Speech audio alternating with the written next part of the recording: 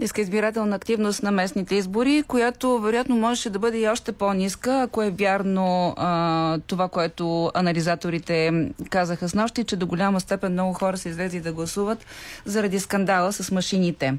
Какво можем да кажем към този момент за начина, по който гласува България? Сега на пряката ни линия е социолог Андрей Райчев, агенция Галъп, агенцията, с която работихме през вчерашния ден. Здравейте, господин Райчев. Добро утро, госпожо Великова. Сега като преспахте, доколкото имахте възможност и преди да влезете във втория тур от анализи, как поглеждате към вчерашния ден и резултатите? Видяхме много усмихнатата госпожа Нинова, видяхме и усмихнатата Ваня Григорова, както и представителите на Продължаваме промяната Демократична България. Сякаш пак усещането е, че всеки намери данна, която да го накара да каже, че е победил по някакъв начин. Първо, не знаем още колко невалидни бюлетини ще има поради новия начин на гласуване. И затова всички тия цифри, които гледаме, всички числа, са условни. И много е важно да изчакаме крайния резултат. Ето, например, за преброяване, екзит половете и началните паралелни преброявания показаха огромна дистанция между Терзиев и Григорова в София. 38 на 18 на 20. Се оказа, че разликата не е 20%, а по-скоро 10%. Значи натам върви в момента, уточняват се и Григорова върви нагоре, Терзия върви надолу. Ако те се класират на 10 на 100 разстояние, това да ви кажа, усмивките тук са малко предварителни, защото 10% са преодолима дистанция. Преодолима дистанция и ще ви го покажа по електорат. Първо, имаме един електорат, който е отчетливо анти-ПП настроен. Това е на ИТН електорат. Това са 5 на 100, 6. Значи ето ви половината дистанция. Второ, как герберите ще гласуват на втория тур е изключително трудно да се каже. Напрежението не е толкова между тях и БСП, колкото между тях и ПП. По много линии, започващи от ареста на Борисов и минаващи през този скандал, който всъщност е скандал между тези две части. Възраждане също са един много интересен феномен. Те едва ли биха подкрепили ППДБ? Да, обаче от друга страна те винаги са играли самостоятелно, ние сами не се интересуваме от втория тур. На две места в момента в София те ще имат близко до решаващо значение, във Варна просто решаващо значение, защото там са трети с доста значим резултат, солиден 18, доколкото го гледам, нещо между 15 и 20 да го сложим. И ако е така, всъщност тяхното победение ще определи победителя. Ако не излезат, пък според них има сериозен аванс. Така че сюжетът не е приключил. Просто не е приключил сюжет.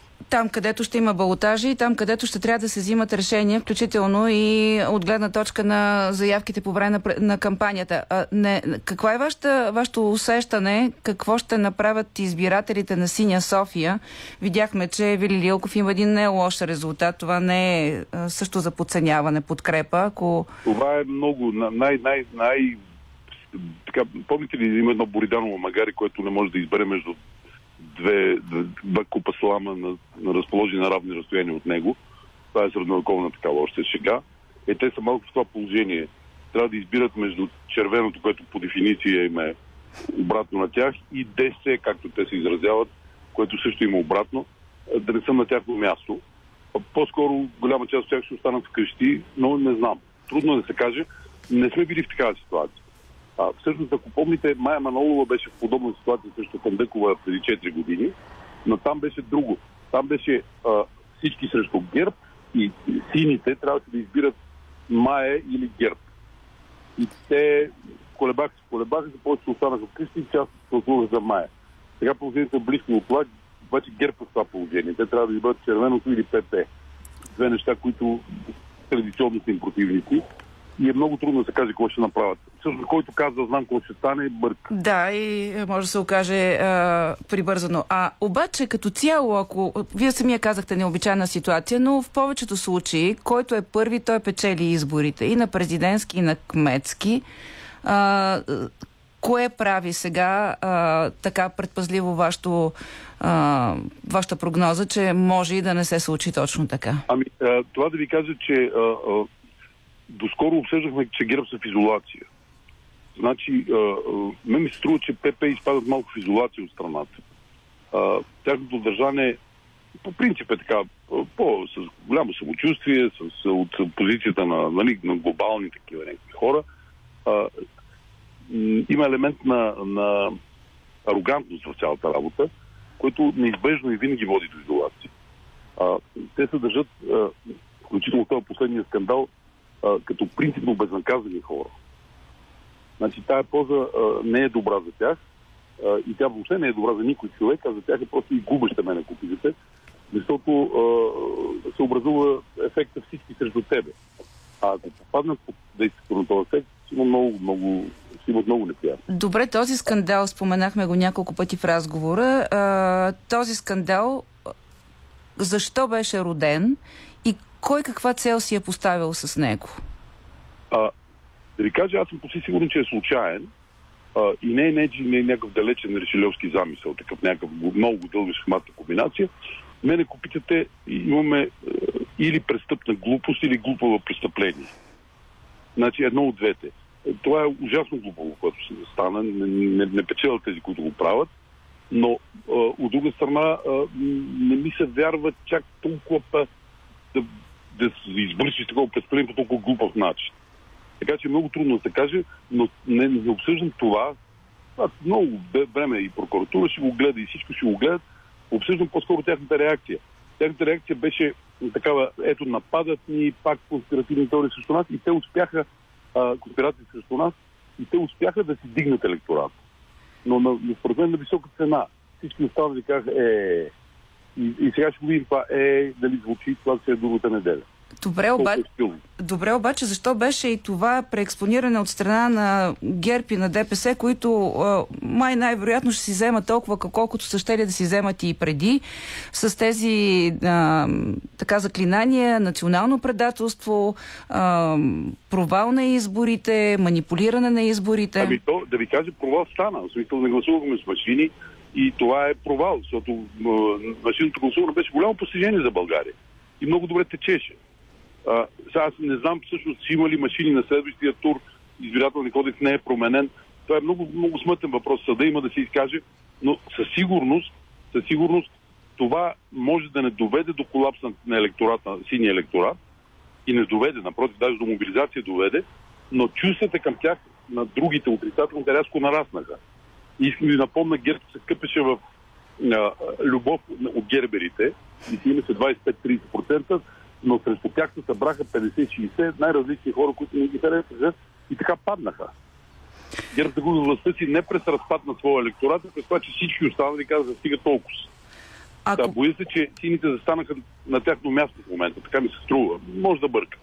Ако казвате, че Продължаваме промяната, Демократична България са в изолация, то в какво състояние според вас е ГЕРБ? Чухте вчера госпожа Нинова да казва, че всъщност ГЕРБ най-после е бил изчистен от столичния град заради успеха, който между другото госпожа Нинова едва сега припознава Аня Григорова като много техен кандидат. През цялата кампания почти не я виждахме около нея. Да, всъщност казвам, там има голям проблем вътре в червеното. И то е, че червеното се срина за няколко години от 1 милион на 250 хиляди. Това е много голям срив. И госпожа Григорова е първият случай на някаква надеждица, която проблясва, че нещо тръгва на обратна посока. Просто сравнете общинските съвети в София, Пловдив и Варна, за които гордо си представяме вече, и си видите, че в София има 2 пъти повече съветници пропорционално, нали, смисъл 14 на 100 или нещо подобно, докато в другите има по 6, по 7. Тоест, Григорова успя да дръпне своята листа нагоре. Нали, предварителните прогнози бяха 10% максимум. Така че това е много голям успех, личен успех на Григорова. Тук има един проблем. Тя е много млад и неопитен политик. Тя се запръкате в политиката и дали се справи с поведението си между двата тура, аз не знам. Това е много тънка работа. Тя трябва да запази идентичност и да успее да ухажва, да кажем така, 2 електората. И то трудни за ухажване електоратите. Единия на ГЕРБ, другия на Възраждане. Да предполагам, че електората на ИТН си пелее, просто защото ИТН са в край на анти-ПП полза, но другите 2 ще трябва да ги ухажва. умее ли тя въобще да ухажва чужди електорати, аз не знам. Да, това наистина е интересно. И дали ще се намеси някой, който да се опита да така преформатира нейната кампания, която досега беше доста естествена и така някой спомена многократно с нощи. Да, ако тя пък загуби искреност, това също ще загуби всичко. Да. Тъй като тя се държи на това, че се държи спонтанно, искрено, понякога даже малко смешно, да. Но това се обяснява от политическата наивност един млад играч. Но идва ли да каже нейната победа, господин Райчев, че е възможно ляво обединение, защото ние видяхме тук в София до Ваня Григорова Костадин Паскалев, който е откровен опонент на Корнелия Нинова. Тоест, може ли да бъде ползвано това, включително и за някакви промени в ръководството на БСП, за да се отвори ветрилото там? Аз съм почти сигурен, че в крайна сметка ще се стигне до нещо подобно. Само че въпрос е, в моите очи, поне е следния. Ще се мине през война или ще стане с едни дълги маневри, стратегически договаряне и така нататък. Значи, ако вляво пак избухне война, смятайте, че нищо няма да стане поне в обозримо бъдеще. А ако тръгнат да маневрират и все пак нещо да се договарят, имат шанс. Имайте предвид, че предстои и през 24-та година предстои конгрес на БСП, на когато на госпожа Нинова изтича втория мандат и работа тук става много тънка. Да. Но така ли, че лявото получи за пръв път от години някакъв импулс вътрешен и съжалявам. Сега обаче да погледнем и споменатите от вас общински съвети. Те изглеждаше се нуждаят от сглобяване, за да има мнозинства. В този смисъл, първо, какво мислите? Дали ще има някаква гласна или негласна договорка между ПП-ДБ и ГЕРБ, там където един от кандидатите само е на балотаж за подкрепа? И можем ли да видим регионални сглобки, за да се осигурява мнозинство? Аз на ваше място ще да задам въпроса за голямата сглобка, за застрашена лица. После ще ви питам за голямата сглобка. Дайте да видим... То логиката обратно. Добре. Голямата сглобка ще реши малките сглобки. Значи, аз не мисля, че този брак по сметка, или как да го кажа, да кажа по-възпитано, или той даже не е брак, защото не могат и една коалиционно споразумение да подпишат съжителство. Интимна връзка. С отвращение. Наистина с отвращение. Те не се обичат, чакат само това да свърши. Аз не знам много сини, много гербери и един буквално не знам, който да харесва сглобката. Просто няма такъв.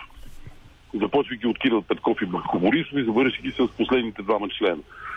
Но тази сглобка е мотивирана геополитически. Тя се дължи не на ситуацията в България, а в ситуацията около България.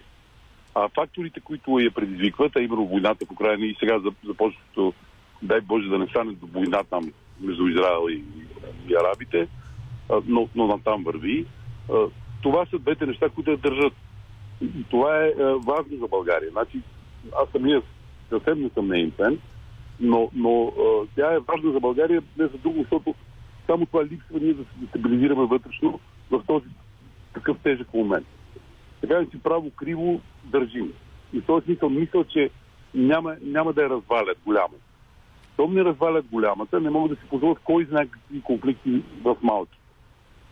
Но много е различна ситуацията на различните места. Ама много различна.